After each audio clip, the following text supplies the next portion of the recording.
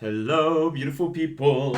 So, I've been biting my tongue for the last week and a half on this Robbi situation, and there are a few reasons of why that is.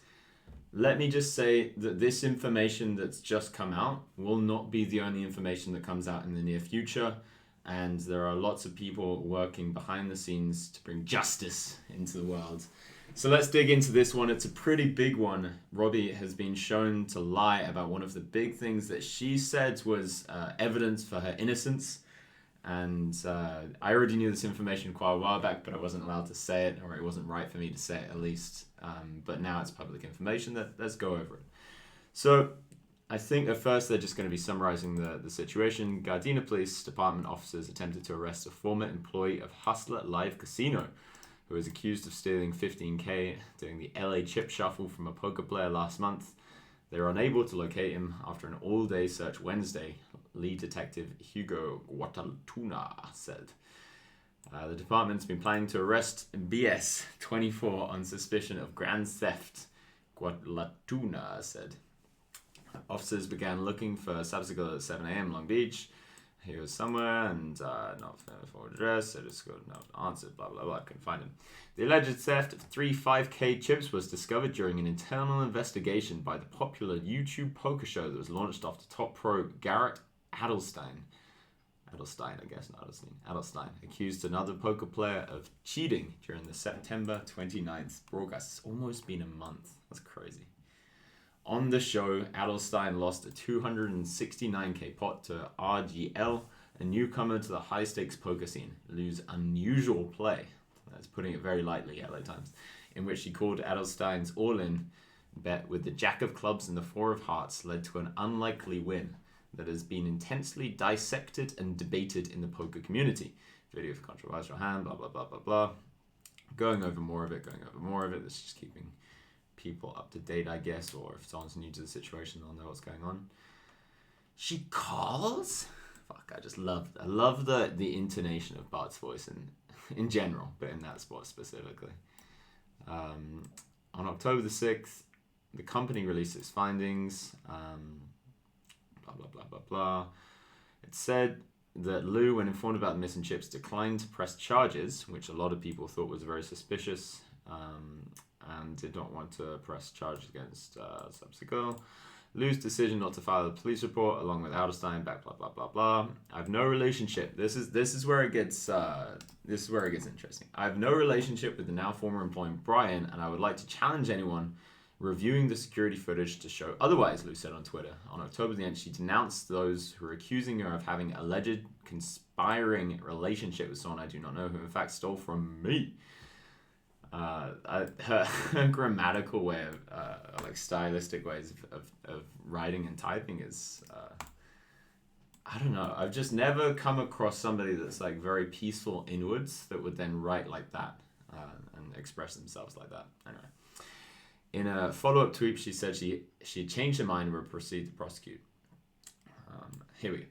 Lou texted a Times reporter to confirm that she had filed a complaint against Sabitsgel that day. She provided a police report number and offered to share her phone records to prove I've never communicated with him. Later that week, she invited the Times to a meeting at Hustler with her Gualatuna and Hustler Live. I don't think I've said that right once. Gualatuna and Hustler Casino Live co-owner Nick Vitucci to discuss the Sabitsgel case. Afterwards, she said tweeted on a podcast that she had turned over her phone records to the newspaper. The Times has yet to receive any, despite repeated follow-up requests. So this is the big drop in this article. So the person that wrote it, who is called Andrea, Andrea Chang, she was the person, if I understand correctly, that Robbi reached out to say that she wanted to hand in her phone records. I think it's quite easily now deduced that she was just lying through her teeth, not just to the LA Times, but also to the audience. And then afterwards on Joey's stream as well, when she multiple times said that she had handed in her phone records, which, interesting enough, even handing them into the LA Times is probably not the one. I assume that they aren't super savvy in sifting through loads of phone records. I don't know if they know how to like look into deleted messages and things like that. Maybe they do. But I would assume that if somebody wanted to prove their innocence, they would go to a police station instead and do it that way. But we can now see that Robbi has followed her pattern of consistently lying about this story. And it does beg the question, why would she lie about that? What does she have to gain from lying about this? And did she really think that it wasn't going to come out in the first place? It really does remind me a bit of how Hans Niemann, when he first got accused of cheating, was like, you know what, I've only cheated twice. This is the chess cheating scandal, if anyone doesn't know. I've only cheated twice online, and this and this time. And there was already records of him cheating like 100 times online. And it's just like the chutzpah and the minerals of people to be able to just stand forth and lie in the public square with information that they must know will come out at some point is fantastic. It's amazing. You got to appreciate it. So I think the rest of the article is just going on and saying things that we already know, but the really big drop there is that Robbi was lying about handing in her records. And I'll just put this forward to you. What else do you think she may have been lying about? Now, I do have some information, like I said, that I can't share in this moment, but there are other things that are going to come out in the near future. So it's been very interesting looking at the poker Twitter reaction towards this story. Like, after the Brian thing came out, after we found out that somebody had stolen money off her stack at the very time that she had had that like once in a lifetime kind of crazy hand that you never see, and then this like 1 in 50,000 chance thing of like somebody trying to steal 15k off on a live stream after loads and loads of people are obviously going to be paying loads of attention to it. Those two things, when first people were analyzing them, that people were like, okay, there's some fucking shenanigans going on here. But as time progressed and evidence didn't really come out in a quick fashion, the poker world slowly started shifting into the other direction. And I think people just kind of forgot that statistical analysis point of like, well, if these two very unlikely things happened at once, like the chance of them both being a coincidence is very, very unlikely. So that, yeah, over the last week and a half, it's almost turned into, if you still question her, then you're called a conspiracy theorist, or you're called any number of names under the sun. And, you know, I don't appreciate in both directions any unkindness, whether you think that she's innocent or not. I think the best thing that we can do as a community is to just put our egos aside and say, like, we're just trying to discover the truth here. We're just trying to discover what happened. I'm not trying to be right. You're not trying to be right. I'm not trying to prove you wrong. You're not trying to prove me wrong. And if we can put that aside, and we can be dispassionate in the way that we articulate ourselves, and we can also be compassionate towards the people that disagree with us, we're going to be in such a better place as a community. Sometimes I just feel like the poker community could be so fucking good. It could have so much power. It could have so much nuance. It could have so much beauty. It could have so many good figures that can speak out and say, okay, we're going to set a good example to the rest of the community and be kind to one another and be intelligent and use all the skill sets that we have as poker players to really understand and dissect all these situations. But at the moment, there's just so much toxicity online that it's really difficult to get that through.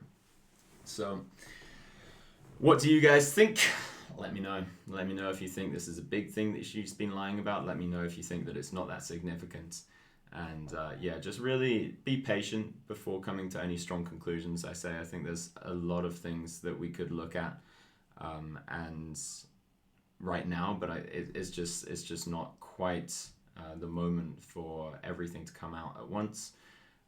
But when it does, please pay attention. And as the poker community, I really hope that we can start to really understand what has been going on behind the scenes. With so many cheating, not just this one, but so many cheating scandals across the poker world, it's not a rare occurrence. Like, cheating has happened in so many big games. It's happened to me in a private game, and really, really high stakes happens to so many of my friends. And the more light that we shine on this, the better it's going to be for the poker community. So it's harder for people to cheat, and the more repercussions we put in place for the people that have cheated, even if the legal side of things aren't going to kind of come through, we can at least have that social repercussion of, okay, if you've cheated, you're going to be outcast, and we're going to speak about it loudly and proudly. So I hope that we can do that as a community, but at the same time, even if Robbi has cheated and even if other people have cheated with her, I hope that we can also be compassionate for those people and say, okay, even though they've done a bad thing, we don't define people based on their worst actions. We try and understand that people are nuanced and complex creatures, and none of us are perfect, those people included. So even if they have cheated, there's a fine duality, being able to be strong with repercussions, but also being able to be kind and loving in the way that we offer those repercussions. Obviously, some of you won't agree with that. Sometimes love is a very radical philosophy in these days. So leave you on that, beautiful people. Peace.